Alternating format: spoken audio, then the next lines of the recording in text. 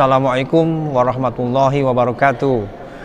Kami selaku anggota dari Civitas Akademika Universitas Islam Negeri Sunan Gunung Jati Bandung sangat apresiasi terhadap berbagai kegiatan yang sudah secara rutin dilakukan secara terus-menerus oleh DKM Masjid Iqomah UN Sunan Gunung Jati Bandung. Untuk itu kami selalu mendukung dakwah digital Masjid Iqomah UN Sunan Gunung Jati Bandung dengan subscribe, like, dan komentar. Terima kasih. Assalamualaikum warahmatullahi wabarakatuh. Dan jangan lupa selalu menjaga protokol kesehatan.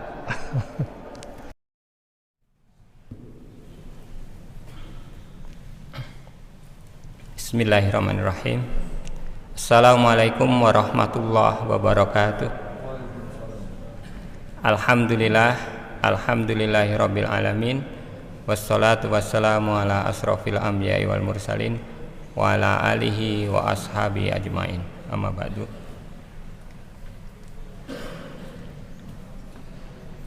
A'udzu billahi minasyaitonir rajim. Wa idz qala Ibrahimu rabbi arini kaifa tuhyil mauta qala awalam tu'min qala bala walakin liyatma'inna qalbi qala fakhud arba'atan minat tayri fasurhunna ilaika thumma ja'al ala kulli jabalin minhun thumma ja'alna ala kulli jabalin minhunna juz'an thumma da'uhunna ya'tinaka sya'ya wa'lam anna allaha azizun hakim.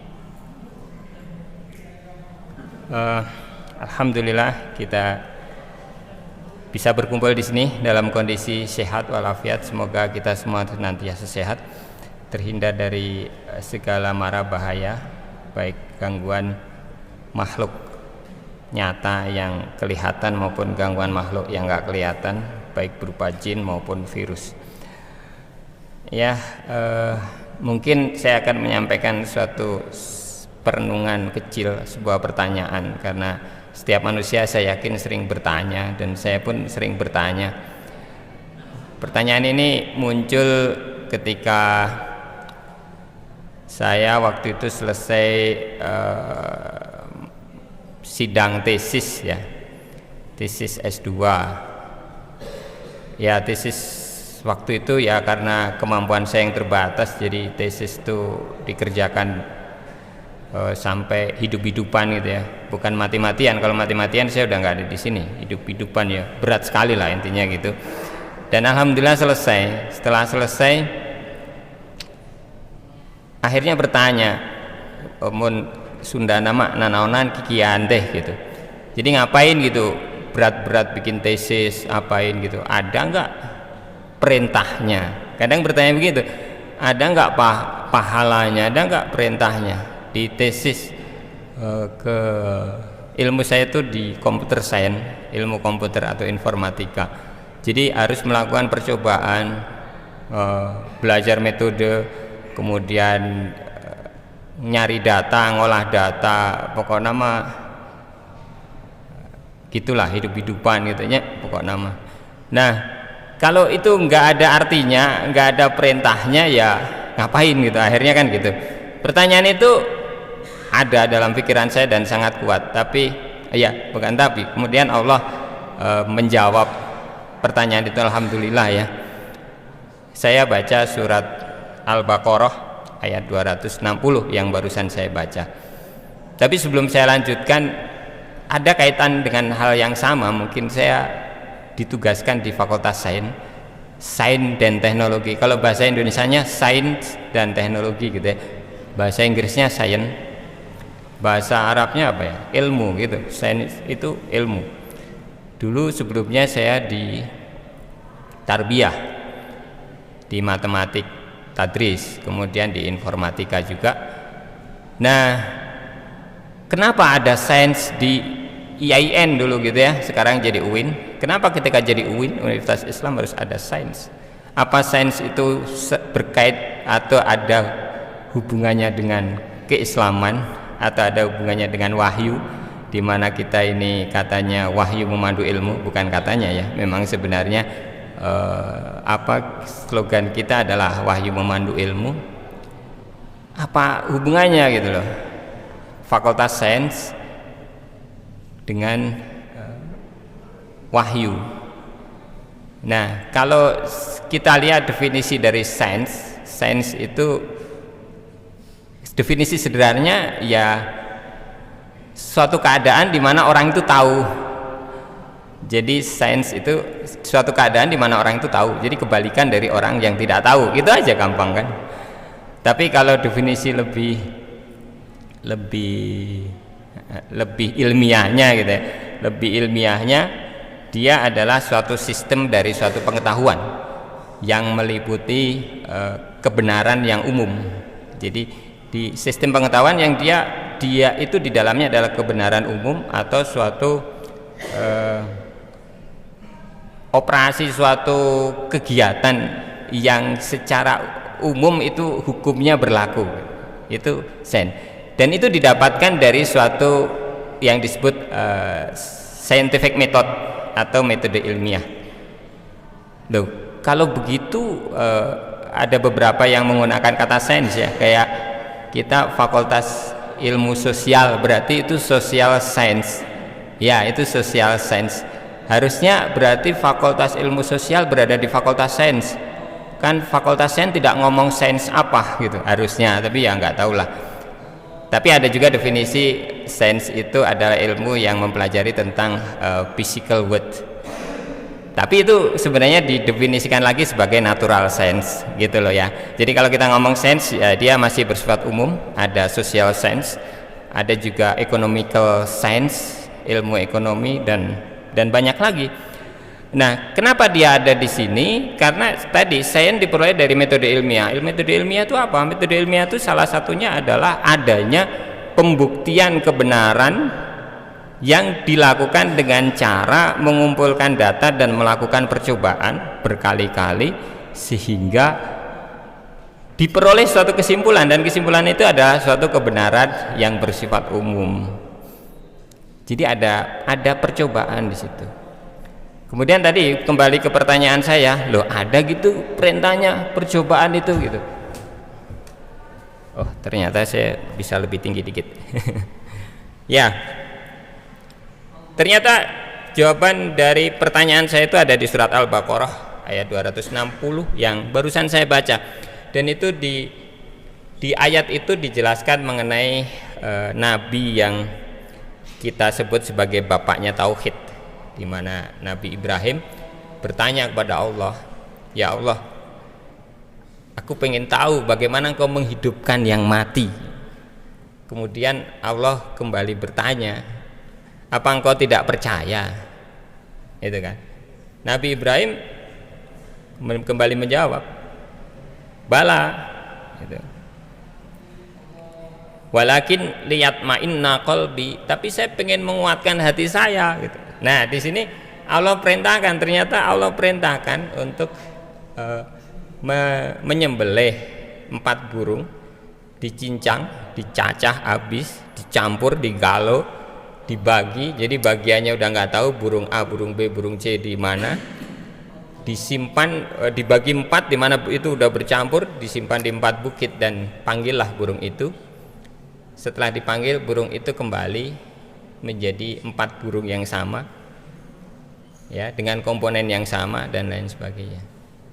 Terus ya ini hanya renungan orang awam. Kalau disebut tafsir kan saya bukan ahli tafsir ya, tapi kan saya juga boleh memahami gitu. Saya coba pahami, ternyata Nabi Ibrahim pun ketika dia pengen menguatkan keimanannya itu melakukan percobaan, scientific method percobaannya. Tapi ada satu yang apa ya, yang perlu digarisbawahi di sini, bahwa ada dialog, bahwa ya Allah bertanya, awalam tu'min, apa kamu nggak percaya, apa kamu nggak beriman tentang bahwa Allah itu bisa menghidupkan yang mati? Nabi Ibrahim jawab, bala, saya beriman gitu. Walakin liyatma'inna qalbi, tapi saya pengen menguatkan hati saya. tentang keimanan itu. Jadi sebelumnya Nabi Ibrahim udah beriman dulu, baru melakukan percobaan. Gitu. Nah, mungkin ya saya nggak tahu, hanya asumsi saja. Kalau kita sekuler atau orang-orang yang bukan beriman itu ketika melakukan percobaan dan lain sebagainya, dia tidak dilandasi dengan keimanan. Ya dia hanya menemukan metode-metode ilmiah, menemukan sains, ilmu-ilmu baru, knowledge baru, tapi tidak ada keimanan. Sampai ada cerita seorang dokter yang menemukan bahwa yang merasakan itu adalah bagian kulit. Jadi bagian di bawah kulit itu tidak bisa merasa. Kalau kulit udah hilang, mau dibakar mau apa ya nggak kerasa. Dan ketika itu disampaikan penemuannya, ternyata ada seorang dokter muslim menyampaikan itu sudah ada di dalam Al-Quran. Dari dulu ketika orang masuk neraka dan dia sudah kebakar, kulitnya diganti yang baru, berarti kulitlah yang merasa. Nah, dia awalnya tidak beriman, tapi dengan cerita itu dan disampaikan bahwa itu sudah disampaikan di tahun 600 Masehi gitu ya. Maka karena hidayah Allah, dokter itu beriman, begitu ceritanya. Dia melakukan percobaan tanpa keimanan dulu, tapi dari situ Allah memberi daya menjadi beriman. Nah, harusnya berbeda dengan kita yang di UIN ini. Ketika kita mau melakukan sesuatu, melakukan percobaan-percobaan ilmiah, termasuk di sana ada social science, di mana dia menggali suatu fenomena alam. Sebenarnya fenomena alam kan sunatullah. Jadi ilmu itu sebenarnya sudah ada dari dulunya. Manusia itu hanya mendiscover aja, hanya menemukan saja. Tidak ada ilmu itu diciptakan, pasti ilmu itu ditemukan. Beda dengan engineer. Kalau engineer itu diciptakan, tapi engineer itu semua berasal dari ilmu-ilmu. Mobil itu diciptakan ya dengan suatu kreativitas. Itu namanya engineer mobil. Tapi mobil itu bisa dibuat itu karena ada ilmu-ilmu, karena ada scientific di dalamnya. Kenapa rodanya bulat, nggak kotak? Kalau kotak nggak maju-maju gitu. Kenapa kok mesinnya bisa menggerakkan? Karena ada ledakan.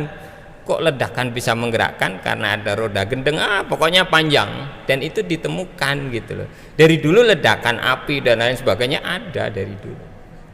Hanya ada metode rekayasa berikutnya. Tapi kita kembali ke sains itu ada perintahnya. Bahkan di surat Al-An'am, ini jadi ingat kemarin habis nengok anak dan dia cerita, saya jadi tahu, saya baru ngapalin kemarin tentang Nabi Ibrahim yang mencari Tuhan gitu. Loh, Nabi Ibrahim kok mencari Tuhan gitu. Kan Nabi Ibrahim itu Nabi Tauhid. Surat apa? An-An'am ayat 70-an gitu. Ya, memang di Al-An'am diceritakan, gak usah saya bacakan agar tidak lama, bahwa untuk mendapatkan hidayah adanya Allah, Nabi Ibrahim kan pertama dialog dengan ayahnya, di mana mereka masyarakat itu menuhankan berhala. Kemudian Nabi Ibrahim yakin ini bukan Tuhan, dan akhirnya dia mencari Tuhan dan dia menemukan bintang. Ternyata bintang itu tenggelam. Saya nggak suka yang tenggelam. Kemudian menemukan bulan lebih besar, lebih bersinar. Wah, ini Tuhan. Terus dia tenggelam lagi pagi, saya enggak, dan saya berlindung pada ini. Akhirnya dia menemukan matahari dianggap Tuhan. Dan akhirnya Nabi Ibrahim tahu bahwa Tuhan adalah yang menciptakan itu semua. Itu karena wahyu. Menciptakan bulan, menciptakan matahari, menciptakan bintang. Ini suatu ekosistem yang besar. Kita menguasai satu gunung aja nggak bisa gitu loh, apalagi menguasai satu bumi, apalagi bulan, apalagi matahari. Siapa yang bisa mademin matahari? Nggak ada yang bisa. Katanya Cina bisa buat matahari tandingan ya, tapi nggak tahu itu kayak apa gitu. Apa benar atau tidak kita juga nggak tahu. Nah, seperti itu. Jadi dalam proses teologi pun di Kamus Webster itu ada theological science. Jadi sains tentang ketuhanan. Ternyata Nabi Ibrahim pun melakukan percobaan untuk itu. Jadi ilmu sains memang ada dalam wahyu. Ya, nanti bagi yang punya ilmu lebih banyak tentang tafsir dan lain sebagainya, mungkin bisa memberikan pencerahan kepada kita yang di sains, Fakultas Sains dan Teknologi ini, agar kita bisa lebih beriman dulu baru kita melakukan percobaan. Begitu sedikit dari saya, semoga Allah memaafkan atau mengampuni kalau tadi ada yang salah, dan juga memberikan kita hidayah kalau tadi ada yang benar, kita benar-benar bisa memanfaatkan ilmu tersebut. Wallahu a'lam bishawab. Subhanakallahumma wa bihamdika asyhadu an la ilaha illa anta astaghfiruka wa atubu ilaik. Assalamualaikum warahmatullahi wabarakatuh. Waalaikumsalam warahmatullahi